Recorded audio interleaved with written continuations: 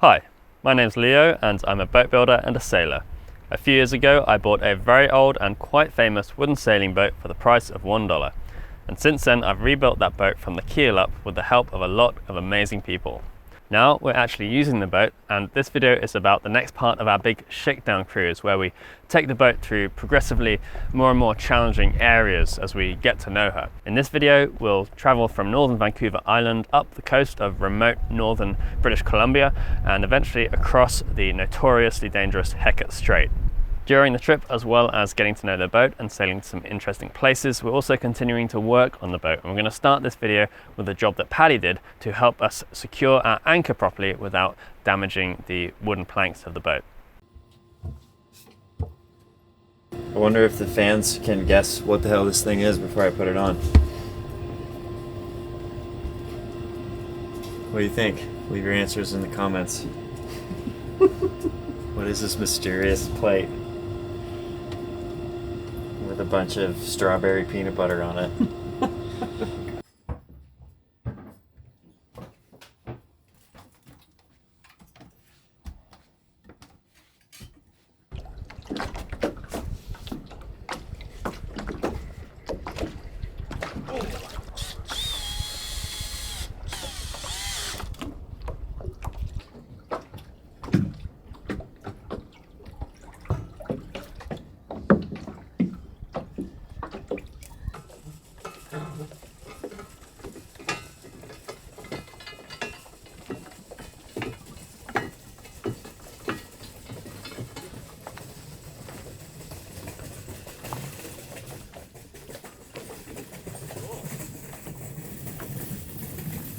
While the anchor strike plate worked really well, and I was very glad that we'd packed the bronze sheet and the angle grinder into the forepeak before we left Port Townsend.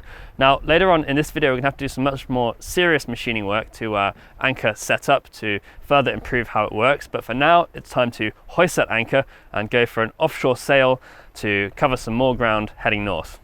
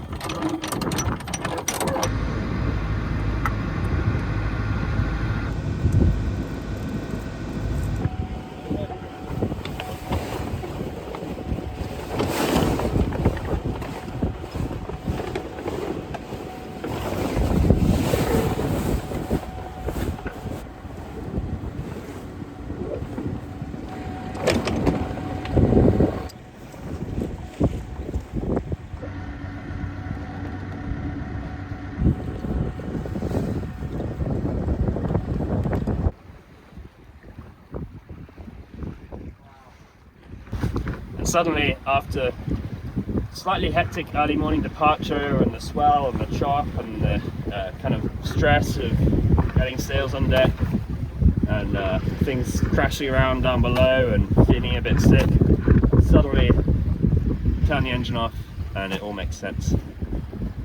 Realize why we do this.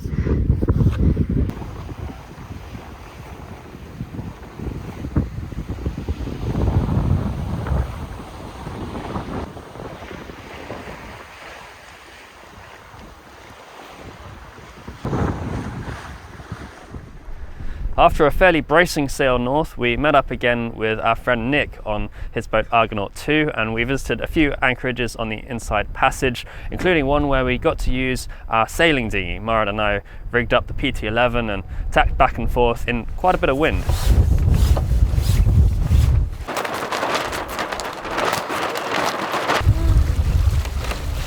Hey, sorry about this footage in advance. It's really bad. Wow, look at that! God, that's gorgeous, huh? After that, as we continued to navigate north in convoy with Argonaut II, the areas got more and more remote and the small settlements got fewer and further between. But we did keep coming across signs that the area had once been a lot busier, including a really quite large abandoned cannery.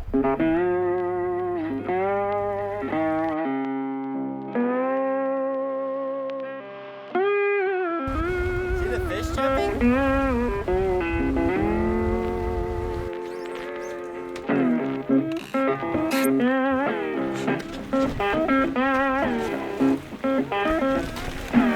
whiskey. It's a burl pipe.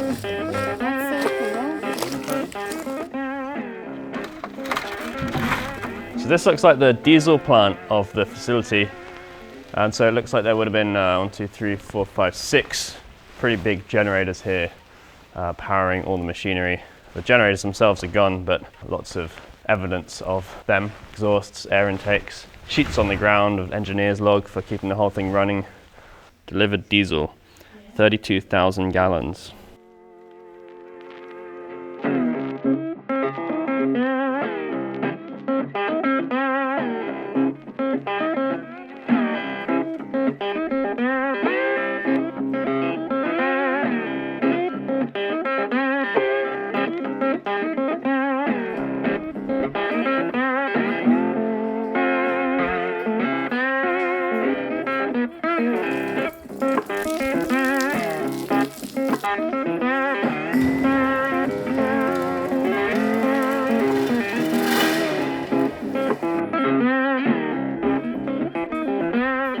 Looks like they were canning shrimp meat here. These are uncrimped, unused cans.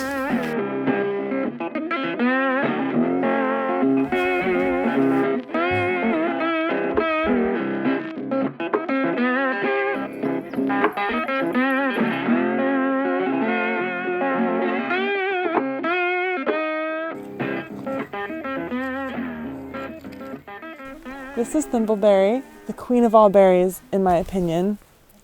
I love thimbleberries the most.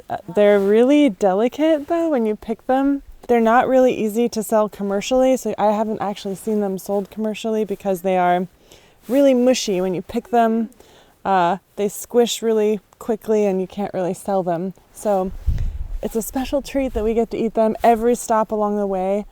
So delicious. I'm gonna pick more.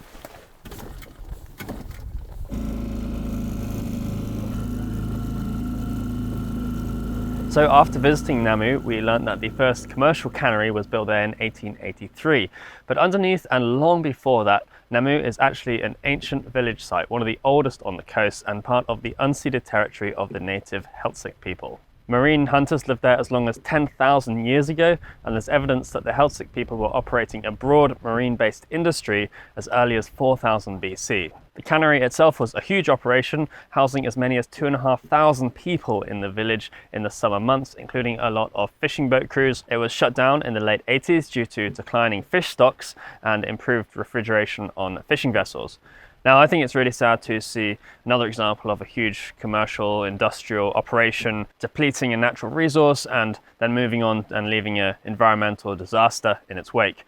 We've heard that the Hecate Nation is trying to repatriate Namu and get it cleaned up, but apparently the estimates for that operation are up to $30 million. After our visit to Namu, we continued heading north in convoy with Argonaut II, crossing paths with only a few commercial tugs on the way and making our way towards the small towns of Bella Bella and Sheerwater, where we had some work to do on our anchor roller and another crew member to pick up.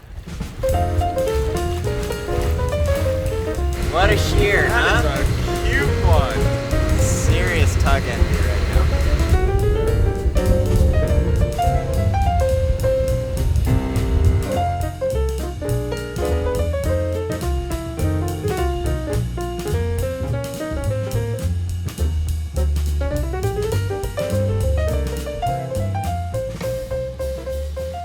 Hi, my name's Ashley, and I am an animator and songwriter. I live in Washington on Whidbey Island.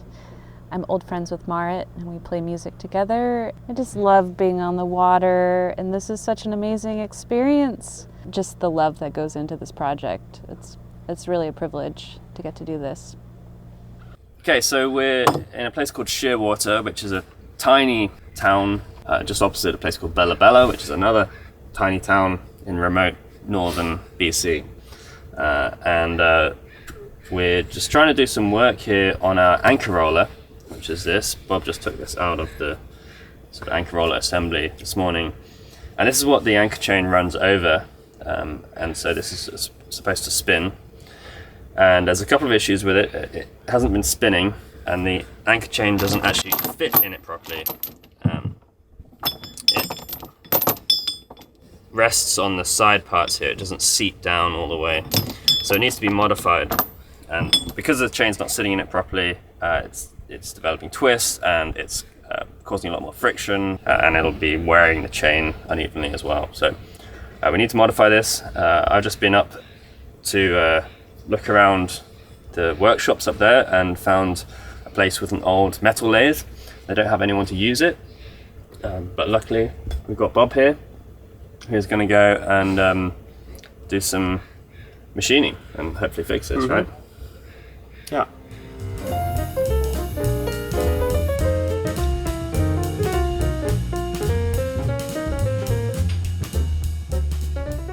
Well, we're here in our new friend Don's little machine room attached to his boat shop here in Sheerwater.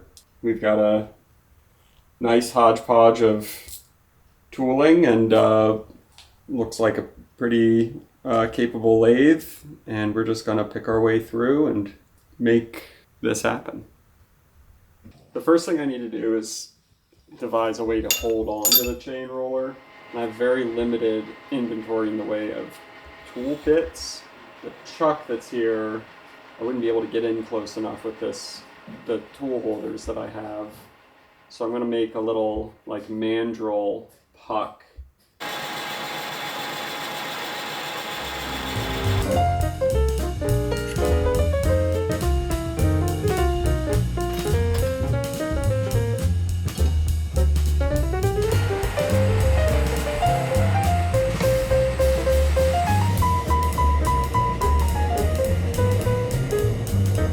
Just a real eclectic blend of tools 2 years after the machine has passed away.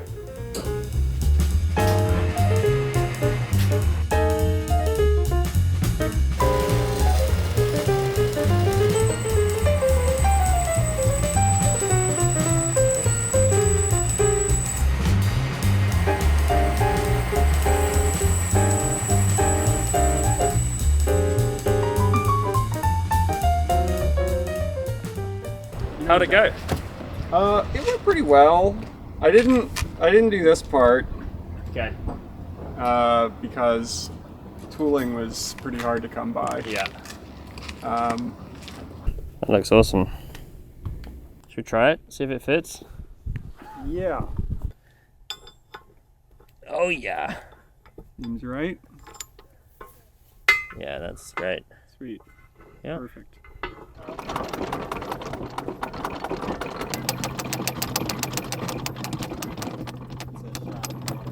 While the chain roller modification worked really well, and with the new crew member on board and freshly stocked stores, it was time to cross the Hecate Strait, a notorious body of water that is sometimes known as the Cape Horn of Canada. In this channel between mainland BC and Haida Gwaii, huge Pacific rollers come in from depths of 10,000 feet right up to depths of only 40 feet. This dramatic change, coupled with severe exposure to huge Pacific storms, means that the straits can explode from a flat calm to 40-foot waves in a matter of hours. Before we set out across the Hecate Strait, which would mean parting company with Argonaut II, I asked Nick to tell us just a little bit more about the boat and to show us how he starts the beautiful Gardner 6-cylinder engine which powers the vessel.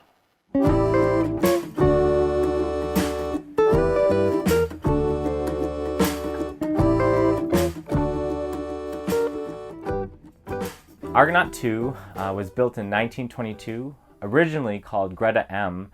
United Methodist Church bought it in 1937, renamed it the Thomas Crosby IV, and ran it as a medical mission boat where it took medical missions from Victoria all the way up to the remote coastline of British Columbia, Ocean Falls, Bella Bella, Haida Gwaii, where it serviced remote canneries, logging operations, First Nation tribes.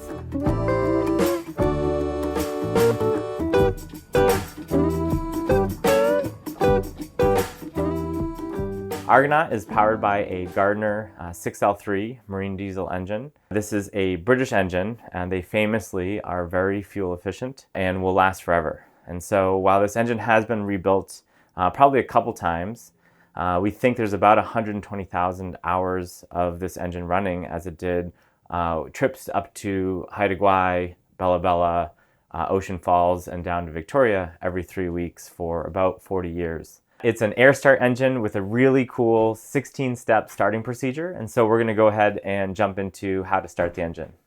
So first, I'm going to turn on my gauges. Next, we're going to go ahead and turn on the fuel. Here's the governor. And then this throttle, I have a little marking of where I like to start the engine cold. Next is the transmission. Next, I'm going to decompress each of the 6 cylinder heads. And this allows the flywheel to spin freely. And then I use this bar. Right here it says air start number 4 cylinder. Next, I'm going to compress the aft 3 cylinders, which are the 3 cylinders associated with the air start system. I'm going to go ahead and turn on the air to the manifold. Okay, and then I get myself in a position to go ahead and pull up on the start valve. Once this goes, I'm going to watch for 2 spins of the flywheel, which represents the downstroke and upstroke of the number 4 cylinder, before I go ahead and engage the number 2 cylinder. So ready? 1, 2. Shut off the air. And then I'm watching the shaft just to make sure that I'm in neutral. When I see oil pressure, go ahead and turn on my alarms, my horns.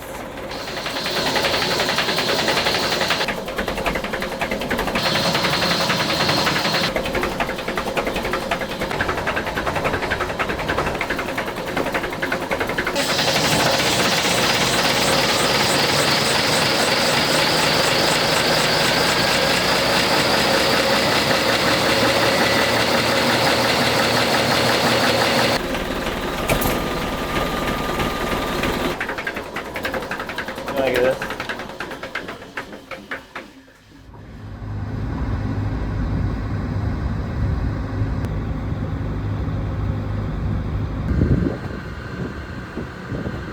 Ready for main. All right.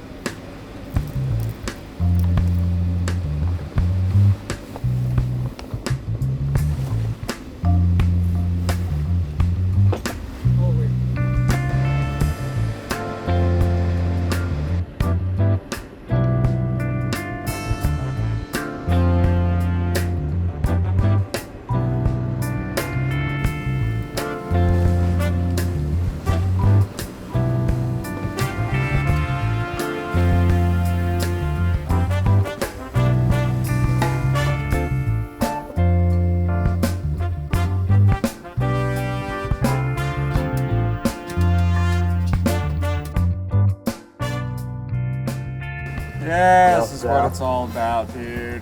This is it. Bob's favorite magic trick. 1 finger on the tilly. We're probably halfway across Hecate Strait. Just left the BC mainland on our way to Haida Gwaii. Probably gonna see land around 10:30, and just having a jolly great freaking day of sailing, aren't we, Bob? It's pretty nice. I mean, a little wet, but you can't ask for everything all at once. I haven't had a freshwater shower in weeks, so this is probably pretty good for me and all my fellow crewmates. Is this the furthest you've sailed offshore, Paddy? Oh yeah. Yeah, by far. Out of sight of land on all sides. It's amazing. I mean, it's like, it's pretty hypnotic, you know? It's funny how you can just look at a body of water. I could literally do this all day and not get tired of it at all.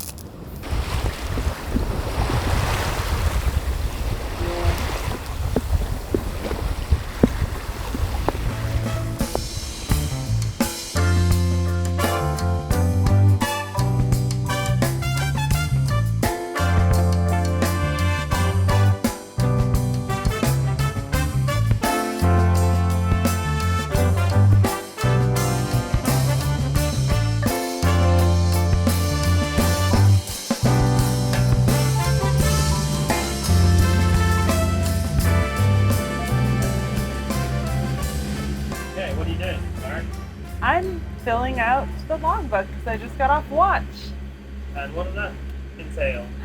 We put down all the information, how fast we were going, what direction we were going, what's going on with the sea, the wind, any notes or comments, and we just make a little log.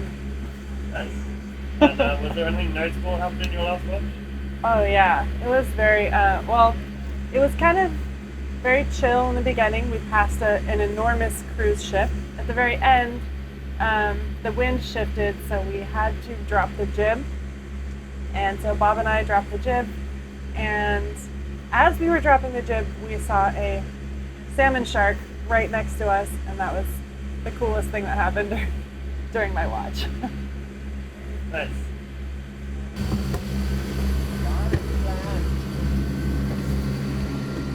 There! Land ho!